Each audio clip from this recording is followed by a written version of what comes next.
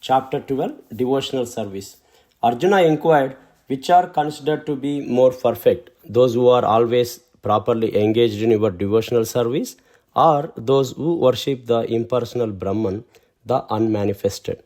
The Supreme Personality of Godhead said, those who fix their minds on my personal form and are always engaged in worshipping me with great and transcendental faith are considered by me to be most perfect.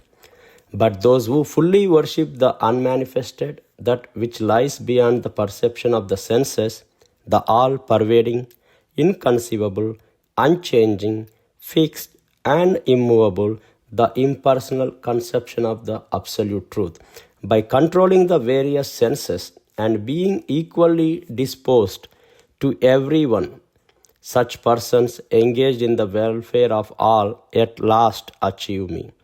For those whose minds are attached to the unmanifested, impersonal feature of the Supreme, advancement is very troublesome. To make progress in that discipline is always difficult for those who are embodied. But those who worship me, giving up all their activities unto me, and being devoted to me without deviation, engaged in devotional service and always meditating upon me, having fixed their minds upon me, O son of Pruta, for them I am the swift deliverer from the ocean of birth and death. Just fix your mind upon me, the Supreme Personality of Godhead, and engage all your intelligence in me. Thus you will live in me always without a doubt. My dear Arjuna, O winner of the wealth, if you cannot fix your mind upon me without deviation, then follow the regulative principles of Bhakti Yoga. In this way, develop a desire to attain me.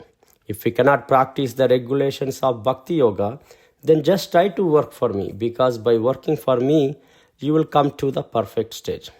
If, however, you are unable to work in this consciousness of me, then try to act, giving up all the results of your work and try to be self-situated. If you cannot take to this practice, then engage yourself in the cultivation of knowledge. Better than knowledge, however, is meditation. And better than meditation is renunciation of the fruits of action, for by such renunciation one can attain peace of mind. One who is not envious but is kind friend to all the living entities, who does not think himself a proprietor and is free from false ego, who is equal in both happiness and distress, who is tolerant, always satisfied, self-controlled, and engaged in devotional service with determination, his mind and intelligence fixed on me. Such a devotee of mine is very dear to me.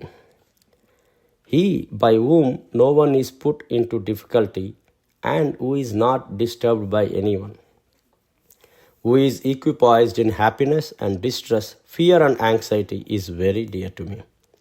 My devotee who is not dependent on the ordinary course of activities, who is pure, expert, without cares, free from all pains and not striving for some results, is very dear to me.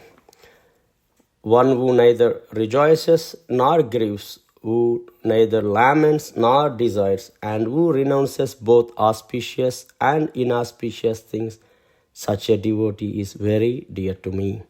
One who is equal to friends and enemies, who is equipoised in honor and dishonor, heat and cold, happiness and distress, fame and infamy, who is always free from contaminating association, always silent and satisfied with anything, who does not care for any residence, who is fixed in knowledge and who is engaged in devotional service, such a person is very dear to me. Those who follow this imperishable path of devotional service and who completely engage themselves with faith, making me the supreme goal, are very, very dear to me.